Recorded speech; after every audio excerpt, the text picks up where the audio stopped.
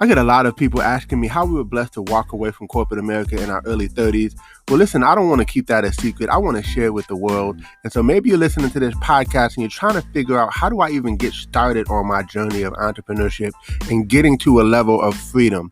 Well, text the word freedom to 737-777 9909. Enter your information in, and we look forward to sharing some information with you. A proven system with small overhead, right? That you can do part-time, spare time, right from the comfort of your home, and have amazing mentors, coaches, and a community of entrepreneurs who are willing to support you and help you on your journey to freedom.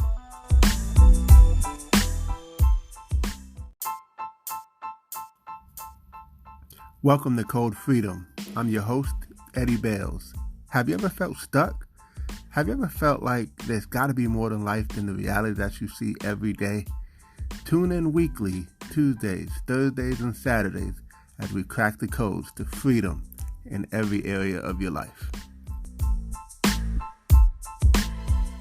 The Code Freedom. This is your host, Eddie Bales, and this is episode 221.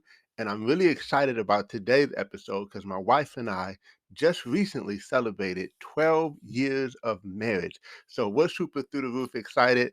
And so today I'm just going to share with you 12 things that I've learned in 12 years of marriage. Now, I'm going to say up front that our marriage is not perfect.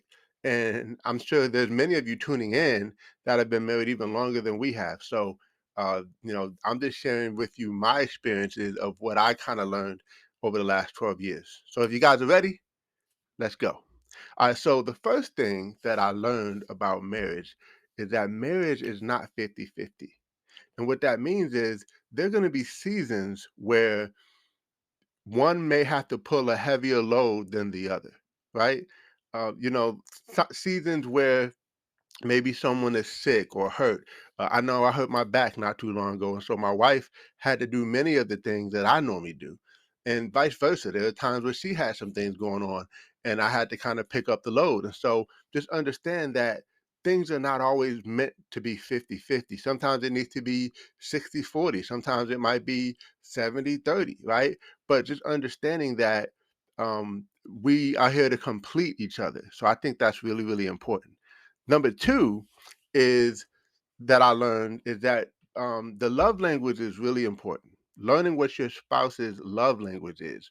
And I'm not going to go over that today on today's episode, but my love language is touch. My wife's love language is gifts.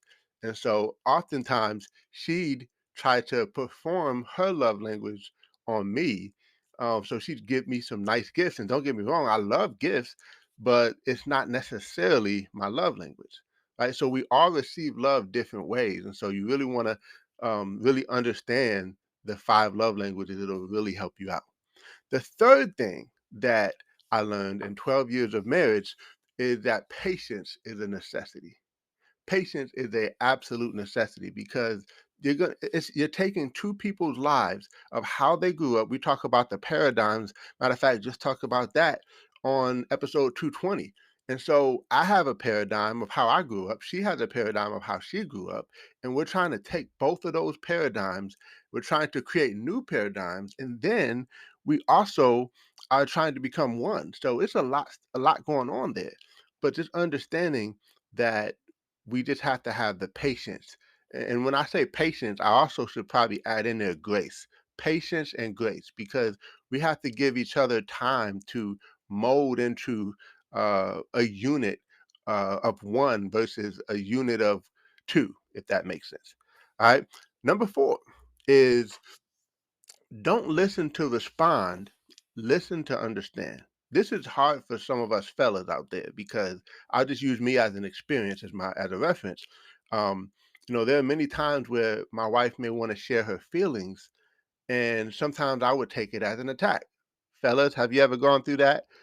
Hey, there may be some females who have felt that way as well, but I know it especially happens with men a lot. Is that we sometimes feel attacked when feelings are being shared, and And so we have to listen, not to just respond so we can defend ourselves. We actually have to listen so we can understand. And sometimes understanding is not what's said. Sometimes it's what's not said, those nonverbal cues, those body communications that happen, which actually a lot of times speak more loudly than what's actually being said. So that's important. Those are some important things to think about, is don't respond just to react, but respond to understand.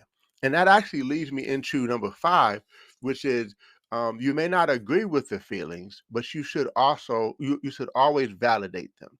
And what that simply means is, hey, I have a stance, you have a stance. I don't necessarily agree with your stance, but I'm not going to knock down how you feel because that's your stance, right? Even if I disagree.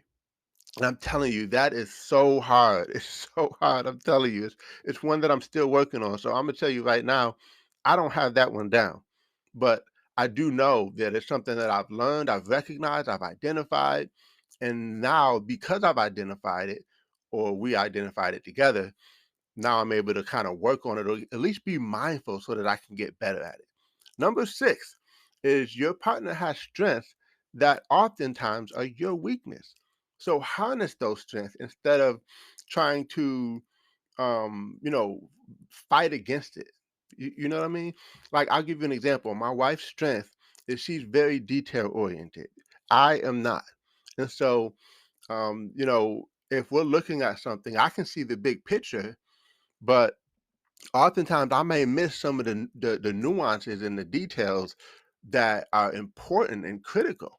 And so I think both of those have its merit, because while she's looking at the detail, I'm seeing further down the road, you know? And so where my weakness is blessing her strength, where my strength is blessing my weakness, her strength is blessing my weakness. My weakness is blessing her strength, if that makes sense. So again, that's powerful, powerful, powerful when you really understand that we're here to complete each other, not to compete against one another. We're here to make each other better. And when you understand what your partner's strengths are, and what your strengths are, and what your weaknesses are, that's when you can kind of work it together to say, hey, that's good for you to kind of look out for, while I focus on this, and vice versa. All right. Number 7, communication is crucial. It's absolutely crucial. And it's good to have a safe word.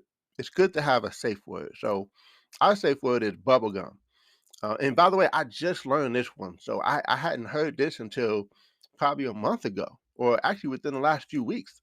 And so I think it's important that you have a safe word. I've heard people who have safe words like pineapple. So it's like when you're in the heat of the moment in an argument, or something that's just not going right, you just say bubblegum or pineapple. And then we know that we need to kind of simmer down, we need to relax, and we need to kind of dissolve and diffuse the tension, and then we can come back together a little bit more amicably. And there's other things you could do, like you could say, um, pineapple or bubblegum or whatever you're gonna say, and maybe do something silly, and that'll kind of like lighten the mood and make you laugh or something, and then just kind of we come back together with a different tone, so to speak. So that one is really, really powerful. Can't wait to kind of really start to implement that. Number 8 is, invest in your relationship. It's amazing how so few people invest, period. But then if they do invest, they invest in everything but their relationships. And to me, it's like, if you're not investing in your relationship, like, your relationship is one of the strongest things that you have, right? So when I say investing in a relationship, I'm talking about go to seminars, marriage seminars, workshops, books, audios, anything you can get your hands on, and also just have a community, like have other married couples that you can glean from, because sometimes it's more that's caught than taught. We've talked about that. And so when you can catch certain things, like I'll give you an example. One of the things that I like to do is I like to open the door for my wife on her side of the car, right? I know a lot of men who don't do that, and I'm not knocking you if you don't, but guess what? I learned that. That was a learned behavior. You know what I mean? Because it's not like I just knew to do it, because guess what? I didn't see it modeled growing up, but it's something that I decided, hey, I want to adopt that. and it's something that I just added as a part of who I am and what I do. So again, model invest in your relationships, but also get around other married couples and do some fun things together. Go on double dates. I get together with a group of couples and we play games and it's fun. We do a lot of cool stuff. All right, so that's number 7. Number 8. I'm sorry, that's number 8. Number 9 is boundaries. Boundaries are critical. It's one of the first things that we learned, and guess how we learned it? We went to a marriage seminar, and that's where we learned how important boundaries are. It's talked about boundaries are talked about in the Bible. I have to really pull that out and go over that with you on another episode. But boundaries are important because it lets you know where things cut off. It's like if you have a lawn and I have a lawn, I'm not gonna cross the boundary and start cutting your lawn. Well, unless you're paying me for it. But I got my side and you got your side, right? So we have to know where the boundaries are. And so when you set boundaries, hey, look, we're not crossing that. So there's certain boundaries that we have agreed on that I just don't cross. And it makes a safe place in our marriage because we respect and trust each other enough to know that certain boundaries are not going to be crossed. All right. Number 10 is it's important to reset. I mean, we go through the hustles and bustles of life. We go through all the challenges, the ups and downs, and all that stuff. And sometimes you just need to unplug, unwind, and you just need to get in the sun, go to the beach, go to the spa. Just do something, even if it's not out of town, even if it's not out of the country, something where you could just rewind, reset, and unplug. Go get some couples massages, but hey, it doesn't hurt to go on get a change of scenery and go somewhere else that you've never been, and do that, at least once a quarter, I would say.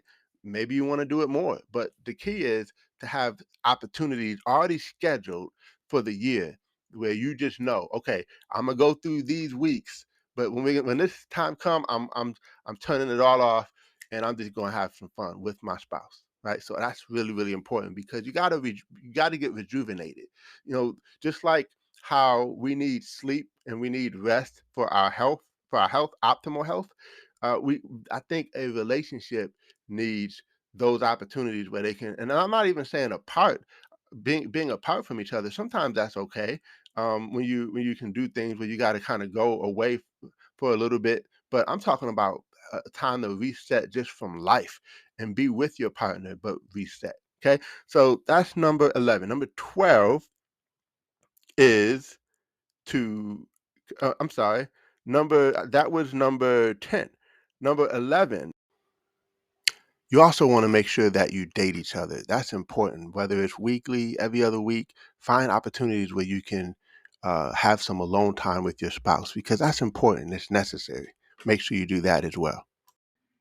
Every episode we talk about stretching ourselves and growing ourselves and becoming better. And I get it. You're busy, you're on the go. You don't always have time to stop and maybe read a book. Well, listen, I got the perfect thing for you. You're probably familiar with Audible. Audible is an audiobook service from Amazon, and they offer the world's biggest selection of books. I'm talking any book that I've recommended, and I've recommended a lot. You can get that book and you can listen to it on the go while you're in the car. Why not turn your car into Drive Time University? And for listening to this podcast, you can get your first 30 days free on us. So go to audibletrial.com/code freedom. That's audibletrial.com/code freedom. And we'll also put that in the show notes. Number 12 is to seek mentors and coaches. Seek mentors and coaches. You always want to be finding someone that is better than you, that can speak to you, that can really help you in every way that you need. So these are 12 things that I learned about marriage. I hope you guys got some value from it. And hey, we'll see you on the next episode.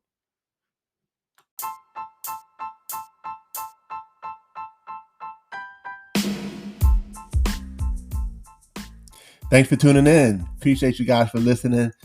Definitely feel free to take a screenshot of this episode, tag me in it on Instagram or Facebook or wherever you find me on social media. I would love to give you a shout out. Hey, you might even get a prize. Who knows? But excited that you had a chance to take a listen. I hope you got a lot of value. And definitely feel free to give us 5 stars as well as a review. Show us some love, and we appreciate you. God bless you all, and see you all over the top.